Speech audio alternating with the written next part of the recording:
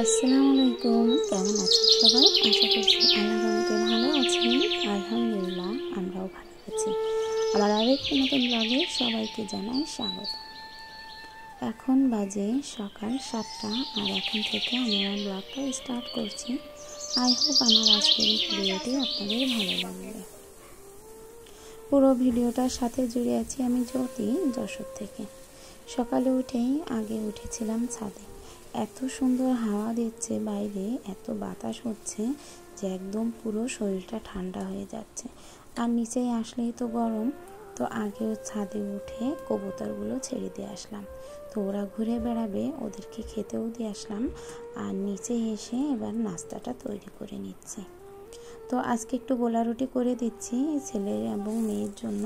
ওরা তো ভীষণ পরিমাণে গোলা রুটি ভালোবাসে, তো সে কারণে গোলা রুটিটা করে দিচ্ছি আজকে। আর গোলা রুটির সাথে একটু মেয়োনেজ আছে।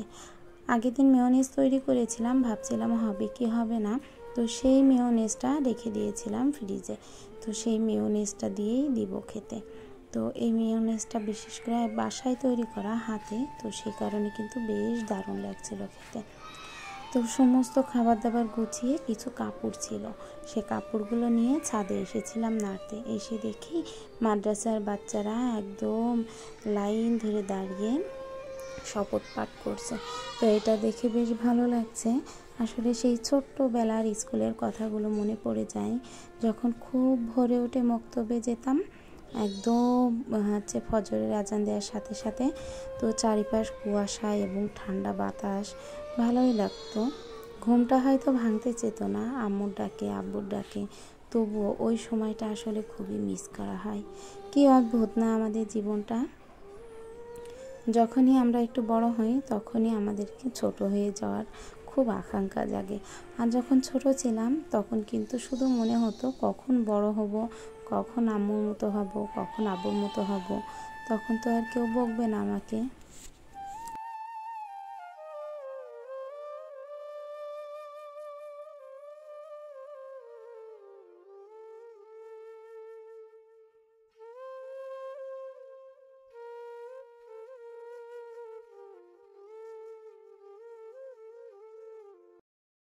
জীবনটা ভারী অদ্ভুত, কি আশ্চর্য আমাদের এই জীবনটা। যখন যেটা চাই তখন তো সেটা পাই না, আর যেটা পাই সেটা হয়তো চাইনি। তো সব কিছু মিলিয়ে টুকটাক আমাদের এই জীবন। আজকে যে ব্লগটা যাচ্ছে সেটা বেশ কয়েকদিন আগে করে রাখা ছিল, ভয়েসটা দিতে পারিনি। তো ভয়েসটা দেওয়া হচ্ছিল না, মানে দিব দিব করে আর দেওয়া হয়ে ওঠেনি। তো সে কারণে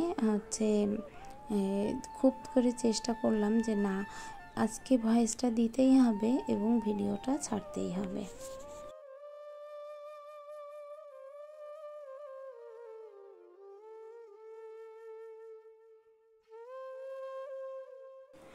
আজকের দিনটা একটু অনেক কিছু গুছিয়ে নিচ্ছি, কালকের একটা স্পেশাল দিন আছে। আসলেই কাল আমার ম্যারেজ ডে। এই 18 বছর হলো পড়লো আর কি আমার বিবাহিত জীবন। তো এই 18 বছর সুখে দুঃখে যেভাবেই কাটালাম, আলহামদুলিল্লাহ। আল্লাহ যেন এভাবেই রাখে, কোনো তেমনভাবে বড় বিপদ আপদ যেন মাথার উপরে না নিয়ে আসে। তো এভাবে করেই কেটে যাচ্ছে, 18টা বছর কেটে গেল।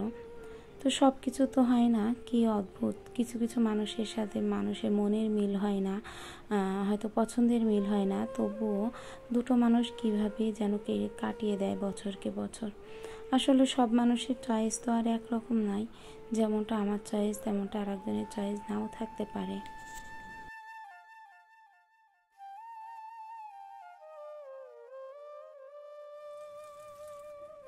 ঘর ধরে একটু পরিষ্কার করে নিচ্ছি, ভাবছি ঘরটা একটু সুন্দর করে গুছাবো ওই দিনটাই। তো কি করব কি না করব তেমনভাবে কিছুই আন্দাজ করতে পারছি না।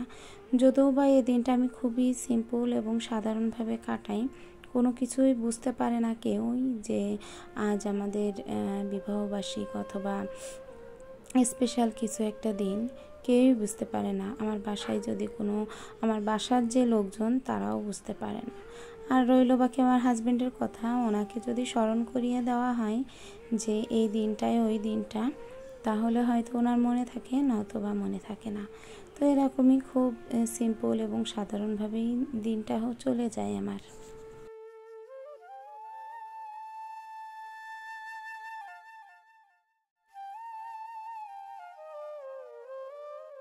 আমার এই ফ্রিজটা অনেক শখের। ফ্রিজটার কথা নিশ্চয়ই অনেকবার বলেছি, কার দেওয়া আমার এই ফ্রিজটা। তো এই ফ্রিজটাকে খুব সুন্দর করে পরিষ্কার করে যত্ন করে গুছিয়ে রাখছি। তো যতবার মুছি ফ্রিজটা ততবারই কেন জানি পুরনো কথাগুলো খুব মনে পড়ে। কেন জানি আমারই কি এত পুরনো কথা মনে পড়ে? মাঝে মধ্যে মনে হয় কেমন আমি, যে আমারই এত পুরনো কথাগুলো মনে পড়ে। আসলে নিজের প্রতিও নিজে মাঝে মধ্যে বিরক্ত হয়ে যাই, এমনটা কেন আমি। তো যাই হোক, সমস্ত সব কিছু কাজকর্ম করে গুছিয়ে এসেছি। এখন রান্নাটা করতে যাব। তো তার আগে সবজিটা কেটে নিচ্ছি। সেলফের পরে বটিটা রেখে কাটতে একটু সুবিধা হয় ঠিকই, কিন্তু মাজাটা প্রচুর পরিমাণে ব্যথা হয়। অনেকক্ষণ ধরে দাঁড়িয়ে থাকতে পারি না, সে কারণেই এতটা পরিমাণে মাজা ব্যথা করে। আর এই যে দাঁড়াতে পারি না বলেই তো নিচে এইভাবে করে বটিটা সেট করে নিয়েছি। আর এই যে আগের দিন দেখালাম যে আমি একটা হ্যান্ড ব্লেন্ডার কিনেছি। তো এই হ্যান্ড ব্লেন্ডারটা সত্যিই আমার অনেকটা উপকার আসছে। অনলাইন থেকে জিনিস কিনে ঠকে যায় অনেকেই, আমি নিজেও ঠকেছি অনেকবার। তবে পরে হয়তো বুঝতে পেরেছি কোন পেজটা ভালো এবং কোন প্রোডাক্টটা ভালো। দেখে শুনে বুঝে তাই কিনতে হলে, তাহলে ঠকা যায় না আর কি। তো অনেক সময় দেখা যায় সেটাও ঠকে যেতে হয়। আসলে পৃথিবীটা তো এরকম, যে হয়তো কিছু সময় ঠকলাম, আবার কিছু সময় হয়তো আল্লাহ কোনোভাবে জিতিয়ে দিল। তো এই জায়গায় তো সুন্দরভাবে আমার মশলাগুলো ব্লেন্ডার হয়ে যাচ্ছে। আর এই মশলাগুলো ব্লেন্ডার করতে পারে আমার এমনটা হচ্ছে যে না, অনেকটা শান্তি পাচ্ছি। তার কারণ প্রত্যেকটা দিন আমাকে অনেকটা পরিমাণে মশলা বাটতে হতো। আর উপরে যে যখন রান্না বান্না করি সেই বিষয় তো আলাদা, কিন্তু যখন নিচেই রান্না করি তখন মনে হয় যে না, একটা ব্লেন্ডার থাকাটা খুবই ভালো। ওই উপরে যাব, আবার ব্লেন্ডার নিচে নিয়ে আসবো। আবার ছোট একটা ব্লেন্ডার আছে আমার, তো ওটাতে যে করব, সরি ব্লেন্ডার না, শিল। তো ওটাতে যে করব, তাও ছোট, তো খুব বিরক্ত লাগে করতে গেলে। তো যাই হোক, সমস্ত কুটা বাছা করে মশলা বেটে উপরে চলে এসেছি রান্না করতে। এদিকে মাছটাও বসিয়ে দিয়েছি ভাজিতে। ভাজি হয়ে গেছে। আজকে তো তেলাপিয়া মাছ রান্না করব, ভেন্ডি ভাজি আর তেলাপিয়া মাছ রান্না করব।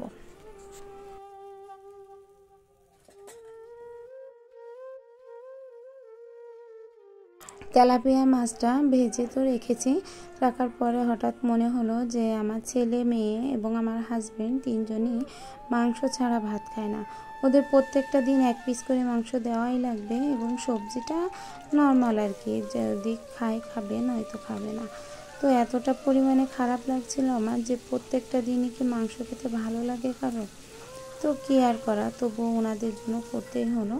এখানে মুরগি নিয়ে এসেছিল, তো সেটার চামড়া, পা, গলা, গিলে যেগুলো ছিল আর কি লটপটের মতো, সেগুলো আমি আলাদা করে রেখে দিয়েছিলাম। সেগুলো আলু দিয়ে সুন্দর করে একটু কষিয়ে রান্না করব। আর এই যে একটুখানি কষানোর যে পানিটা দিয়েছিলাম, সেটার ভিতরে কিন্তু এই চামড়াটা দিয়ে দিলাম।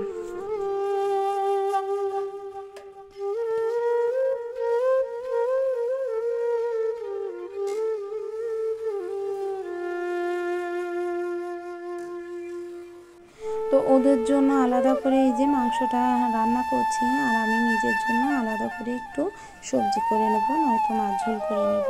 তো এখানে মাংসটা ভালো করে কষিয়ে নিচ্ছি, কেননা অনেকটা ঝোল ছিল। তো তো আজকের রান্নাটা কিন্তু দারুণ হয়েছে। প্রথমে ভাবছিলাম অনেকটা পানি পড়ে গেছে, হয়তো খেতে ভালো লাগবে না। তো একবারে যে দিয়েছি, একবারে কষিয়ে সামান্য একটুখানি পানি দিয়ে তাই নামিয়েছিলাম। একদমই মাখো মাখো ঝোল, যেটা না রাখলে নয়, ঠিক তেমনটাই। তো এখানে আমার রান্নাটা কমপ্লিট হয়ে গেছে। তো নিচে যেয়ে এবার সমস্ত কাজটা গুছিয়ে নেব। আর কালকে থেকে অবশ্যই পুরোপুরি ভিডিওটা পেয়ে যাবেন। সরি, কালকে থেকে না, একদিন পর একদিন যেহেতু আমি ভিডিওটা দিয়ে থাকি, তো সেটা এখানে ভেন্ডি দিয়ে আলু দিয়ে ভাজি। আর এই যে আমার ছেলেকে মাখিয়ে দিচ্ছে আমার হাজব্যান্ড। তো এখানে ওদের জন্য গোশ, আর আমার জন্য সামান্য একটু মাছ ঝোল করেছি, ওটা আর দেখাচ্ছি না। তো তো সন্ধ্যার সময় করেছিলাম মাংসের পাকোড়া, সেই সাথে করেছিলাম একটু মেয়োনেজ। তো আজকের ভিডিওটা এই অবধি রাখছি। যদি ভালো লেগে থাকে অবশ্যই চ্যানেলটি সাবস্ক্রাইব করতে পারেন, এই বোনটির পাশে দাঁড়াতে পারেন। আল্লাহ হাফেজ।